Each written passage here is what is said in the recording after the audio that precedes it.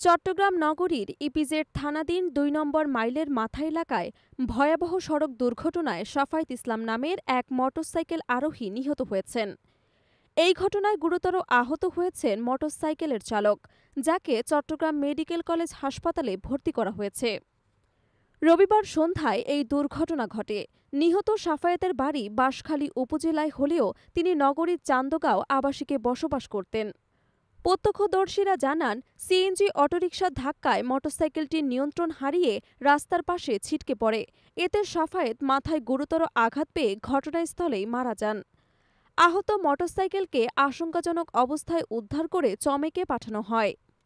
EPZ থানার উপপরিদর্শক মামুনুর রশিদ জানান, সিএনজি অটোরিকশার ধাক্কায় নিয়ন্ত্রণ হারিয়ে ২ মোটরসাইকেল আরোহী রাস্তায় পড়ে যান। ঘটনাস্থলেই এক যুবক মারা যান, অপরজন আহত হন। দুর্ঘটনার পর সিএনজি অটোরিকশাটি দ্রুত পালিয়ে যায়। নিহতদের মরদেহ উদ্ধার করে চট্টগ্রাম মেডিকেল কলেজ হাসপাতালের মর্গে পাঠানো হয়েছে।